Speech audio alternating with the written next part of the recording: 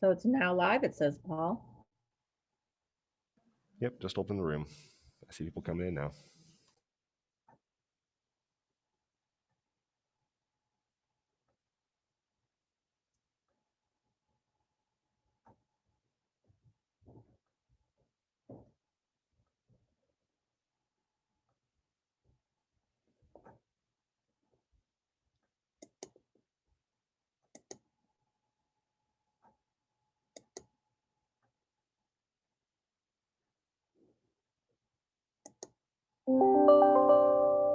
Ah. Hey, Tom, I see you're here. I can't hear you, but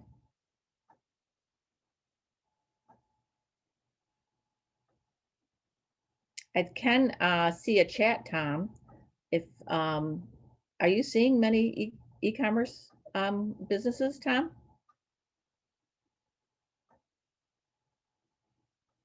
Katie, hi, Katie.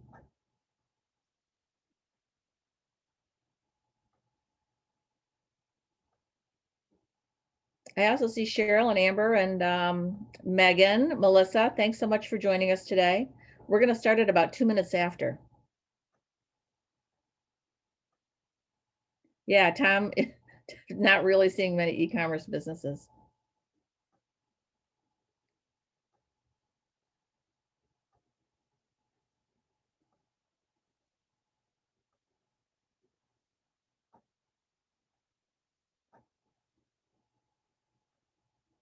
And Adam's here with me, and he's going to tell me if there's anything going on my screen that shouldn't be.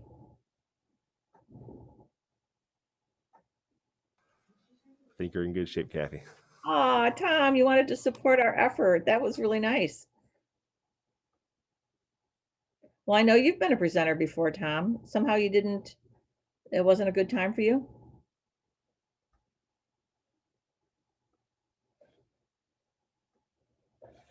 We're going to wait one more minute.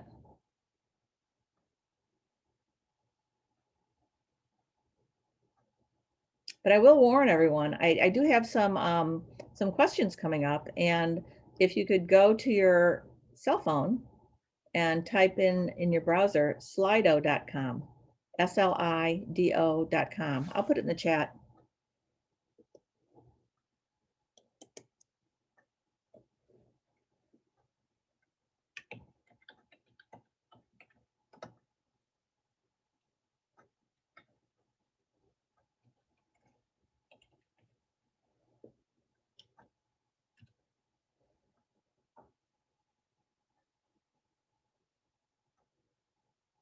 Hey, hi, Jenny. Glad you could join us. Okay, we're ready to get started. Great. It's impressive that you're all here right now, considering the weather here in Cleveland, which is pretty dramatic on the east side of Cleveland. And apparently we all have internet, which is fairly nice, and electricity. But thanks so much for joining us today, and to learn a little bit about how to make e-commerce bookkeeping easy. And hopefully this will be an eNightening program for you today. This is just a reminder to open your browsers on your cell phone. We have a couple questions for you. In the chat is the website that you go to, slido.com, and our room number is J143. So a little bit about us. I'm Kathy Dise, and I'm coming to you from our receiving area for our holiday shopping. I'm the president of BudgetEase. We're a team of professional bookkeepers. We're QuickBooks experts, and we happen to have a specialty in e-commerce bookkeeping, which means we stay informed of the ever-changing apps that are needed to efficiently manage a thriving e-commerce business. So now that you know a little bit about us, we'd like to know a little bit about you. Hopefully you will go to slido.com, J143 on your phone. And I'm going to be able to see the answers to this question. Do you currently have an e-commerce business? And so that we know what our audience is doing. And while you're doing that,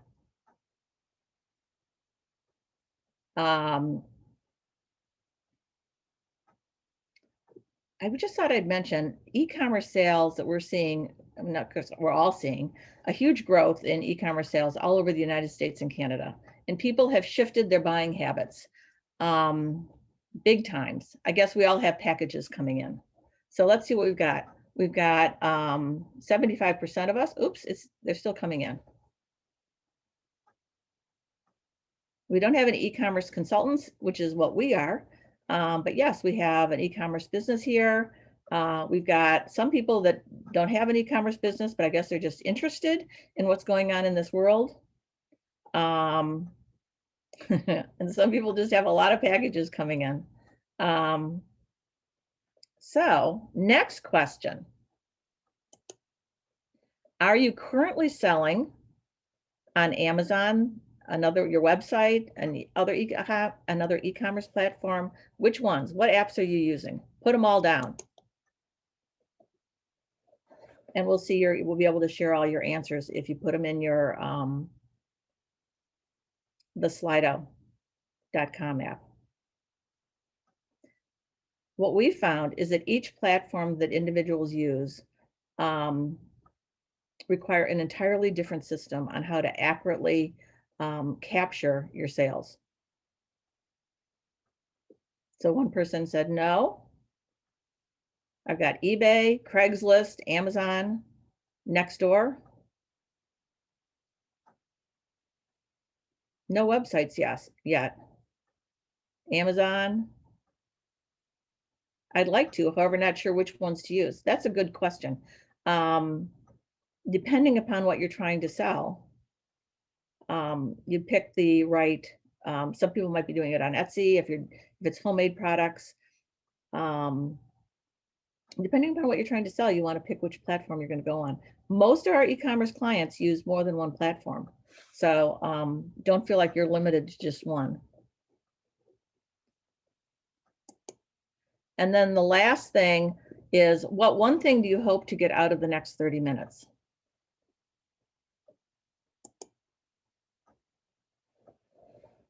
And while these answers come in, let me tell you a little bit about some research that we've been doing. We recently surveyed a group of web designers to find out what are their priorities when they're hired to design an e-commerce website. We found that their focus is on SEO, branding, packaging, sometimes CRM design, lead generation.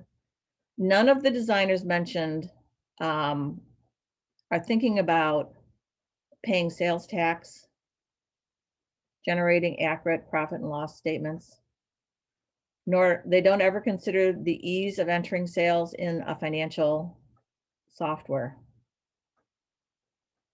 Knowledge about the e-commerce industry forecast. Interesting. Tips to manage my business. Sometimes it's hard to figure out my expenses. For example, fees on eBay, packaging and shipping. And then they want to know an industry forecast.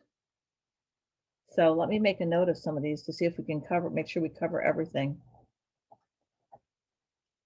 I think overall, the industry forecast is pretty robust. It almost got me thinking today about how with COVID, if there was any sort of a dark society that was trying to impose COVID on us, it would certainly be the e-commerce industry, because they've definitely benefited the most. So let me tell you what I want to share with you today.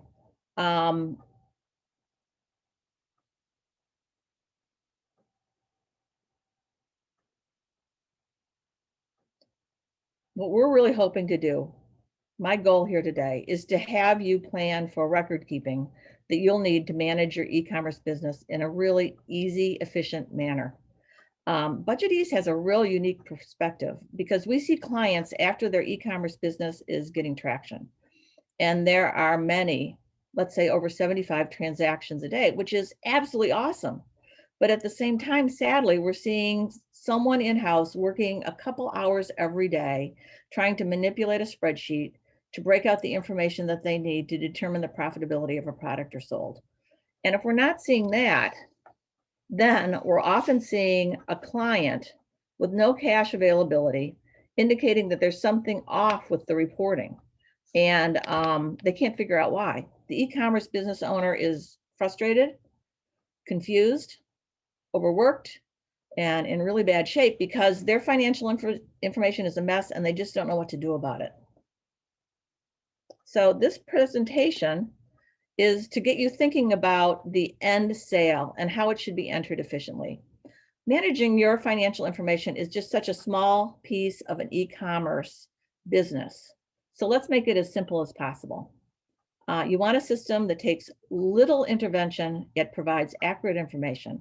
If the process is easy, you can avoid costly mistakes. Costly mistakes are ridiculously expensive to fix. And if the process is difficult, let me assure you there will be mistakes. So with an efficient system, you can eliminate stress, and you as a business owner can devote yourself to other things. So what do you want your financial information to look like? You want to know your gross sales, not your net sales. Often sales coming into your financial software, or even sometimes on Shopify, is net of merchant services and processing fees. You want to maintain a good, accurate inventory number so you know when to reorder. You want to know what your cost of goods sold are so that you can determine if you're pricing your product correctly. And all of this has to agree with the money that's coming into your checking account. It absolutely means nothing if it doesn't balance to the money you're actually receiving. On top of that, you've got an additional layer, and that's your sales tax liability. You're collecting sales tax from your clients, and now it's your job to get it out to the right agency. So let's do a case study.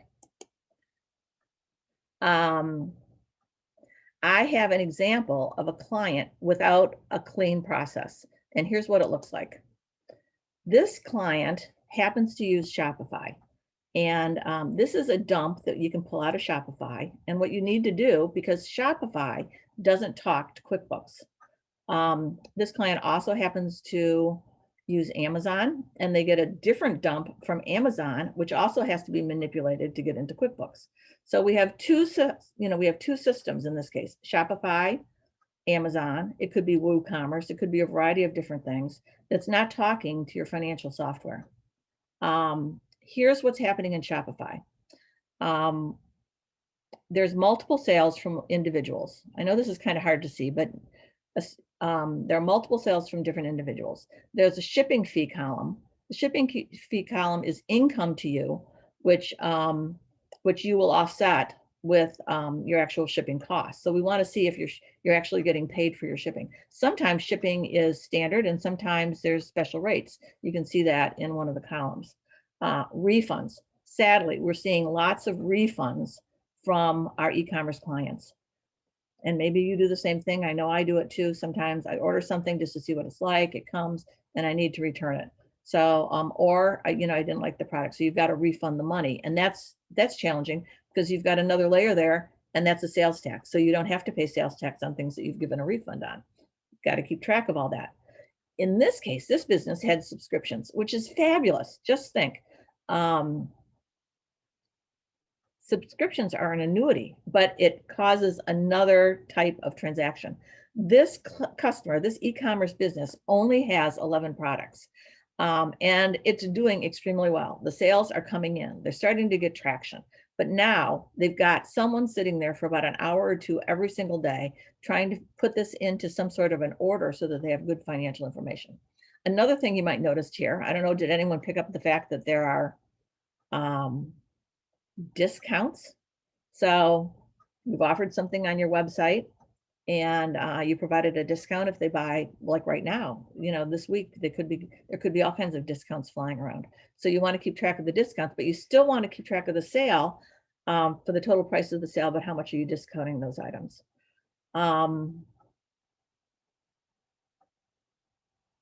Sales tax is on here. This is what you collected from, and now you have to take all the sales tax that you collected under tax, and you have to make sure that it goes to the right agency. And not listed at all on this spreadsheet is your merchant service fee. So you're paying a fee and possibly a processing fee. If you're at Amazon, you're probably paying a processing fee. Well, I'm trying to paint a picture of all the information that you try to collect in order to, that you need to resort in order to get good financial information. All of this, again, has to reconcile to your bank deposits. And what's really, you might not be aware of, but these sales are not going to be deposited all at the exact same time into your checking account. Some will be deposited tomorrow, some will be deposited 2 days from now, and some 3 days from now, depending upon the credit card that they're using. Some of these sales will be rejected by the credit card company. So that's another piece of information. So how in the world are you going to connect this to the money that came into your checking account tomorrow? Well, we have a solution. Here's what your package could look like. You're going to need financial software. Most e-commerce businesses use QuickBooks. We recommend QuickBooks Plus because they allow inventory. Next, you want to have an accounting interface with QuickBooks. So there are apps out there. A2X and Webgility are two good examples that that will take your Shopify data, your WooCommerce data, and convert it into accounting language so that it can be entered into QuickBooks more easily. Then you want to be able to track your inventory. You need another app for that. Webgility, you could use that app, or you might need to make a month-end inventory adjustment. You still want to make this easy on yourself. There are other apps too that you might be better for you. SOS inventory is one, for example. One more part of the puzzle is your merchant service. You want to pick a merchant service that has good reporting. PayPal is very common. They're notorious for bad reporting, but it might be something that you feel that you want to offer on purchases for your website. Authorized.net, you might be going through your local bank because of fees. And then the last piece of this package is Avalara. Avalara is the gold standard when it comes to sales tax processing. So you don't have to worry about all those transactions paying the sales tax. It does it for you. I actually was talking to one of my colleagues recently, and they were doing the sales tax processing themselves and realized when they switched to Avalara, it just was a huge, huge time saver. So in conclusion, and we're right on time, this is confusing. Yeah, you bet. And let me tell you, that's our job, is to help you navigate the best options for you to make your life easier. And we, right now, let's say you're like the case study and you've got some poor processes. We can evaluate those and we can put in place better systems for you. These apps are changing daily. As a matter of fact, QuickBooks now is starting a new e-commerce platform. So that might be something that is a great fit for you. But what we suggest is that you plan ahead, that you map out at every now and then, or at the very beginning, your entire process, and then test the plan with transactions from your website and Amazon. If you do that, then you can enjoy the benefits of a well-run e-commerce business. Any questions? I got a question from Ginny. What's the best way to identify waste and increase efficiency? I really do think that having a conversation with every person in the, I think I might have a place for you to put the questions. Oh, I have a quiz coming up. So Ginny, the best place to identify waste and increase efficiency is if you talk to every person that's using the process from when a sale is made on the website until it's accurately entered into your financial software. Talk to every person, find out what they need. There's some people are going to need reports, some people are going to need ease of entry, some people need just information. So if you map that out and determine what's needed, then you can map out with our assistants or someone like us, our assistants, what exact programs you need that would help generate that equipment, that information in a really efficient way. We have 10 more minutes. So here's another question. If you already have an online business but haven't utilized the apps you mentioned, can you still use e-commerce? Absolutely. At any time we can go and look at your process. As I said, we can map the process and we can plug in, for example, that case study we did, adding WebGility to the process saved them a couple hours every day. A couple hours every day, that's 10 hours a week. And that really helps your bottom line. 10 hours a week, 40 hours a month. That's time that someone else can be using to do something else to generate sales for you rather than just keeping track of them.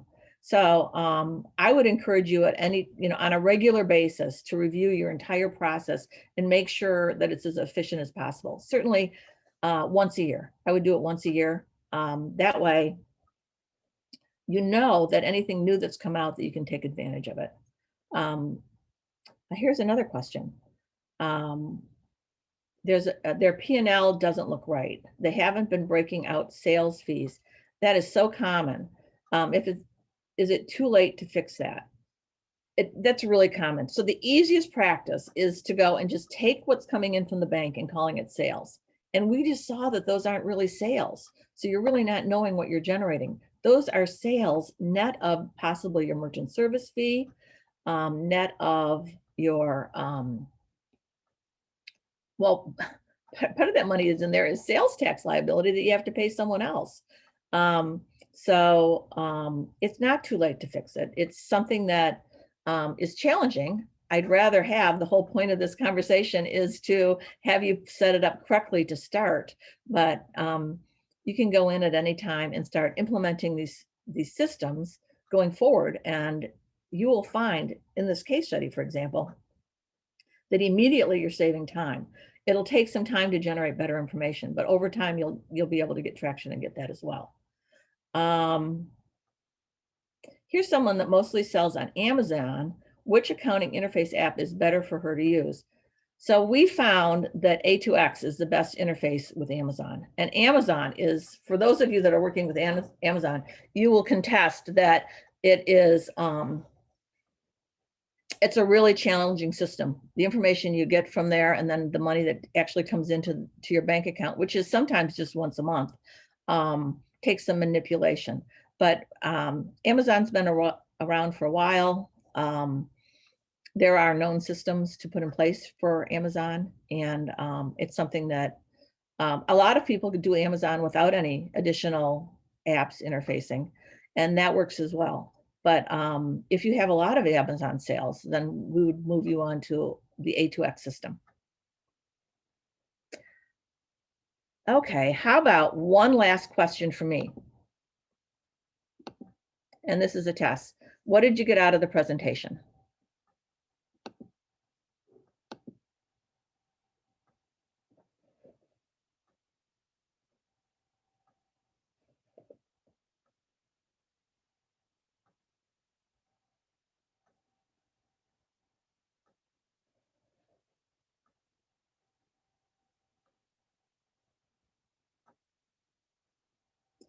Well, I don't know that the quiz is working properly because we should see, well, I think what happens is you take the quiz and then when I see that a lot of people, we've got 13 people here in the presentation, and when I see the answers to the quiz, I think I can close the quiz and see how well everyone did.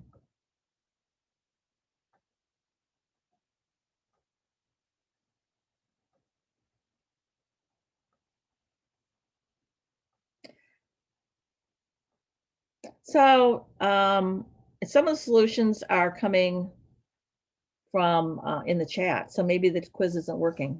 But some of the solutions I'm hearing is that Cheryl found that there are solutions that she wasn't aware of. Megan found that it might be better to set up her financial piece prior to starting her business. And yes, thank you, Megan, for that, because that's definitely the whole point of this presentation. If you know of someone that's starting to sell on any of those platforms, now's a good time to think about it. It does take a little effort, but let me tell you, that effort will reap you benefits 10 times over for any time you spent in what you'll save. Any other questions? We have a I think couple we more got a minutes. question from Karen. If you look in the question Q&A, there's a question from Karen. Well, Karen says it was very important. She says it was very informative and was well prepared. So thank you, Karen. She also says, would BudgetEase help me with my bookkeeping needs if I do start an e-commerce business? Absolutely. Yeah. It's challenging for us to keep track on all the changes of e-commerce bookkeeping. So I can't imagine how difficult it is for an e-commerce company itself. And it's just such a small piece, Karen, of your overall work requirements of all the things you're doing every day, because really what you're really counting on is, how do you increase sales? How do you, engage your clients? How do you find out who your clients are? So if we can take this one small piece of the puzzle off your plate, that's exactly, what we're trying to do.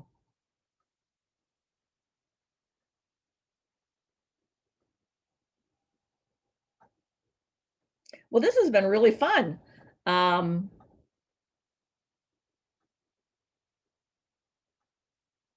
Oh, the best way to reach us. So there's a phone number here on the screen. I'm Kathy at budgetease.biz. And I can also put that into the chat. Our phone number is 216-333-1303. But what a great audience you've been. I really appreciate it. And I think that we all want to jump onto the e-commerce bandwagon in our own special way. I know I was talking to my godchild recently, and she was talking about a great new product, and I don't know whether she realizes it or not, but this might be an e-commerce business for her. A way that she can share something that she's learned in how to design a toy for people that I believe would have a great market. And so you might everyone, if you don't already have an e-commerce business on your mind, keep yourself open to it and see if you don't have something. It's fairly easy to start. It's my understanding to start a website can, take less than a half an hour, and then to set up Shopify doesn't take much longer than that. Encourage you to do that and see if it takes flight. And if it does, great. And if it doesn't, I don't think it's, you didn't have to buy, you didn't have to rent retail space. You didn't have to, a lot of the ease of entry, you didn't have to buy a lot of computer equipment, a cash register. So a lot of the things that usually it would take to start a business have been with the e-commerce, they just aren't there. So it's a great opportunity for all of us. Well,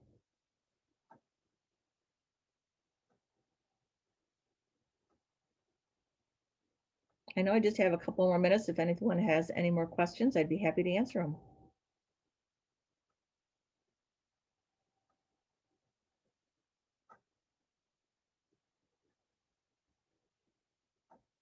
Well, Paul, should we sign off?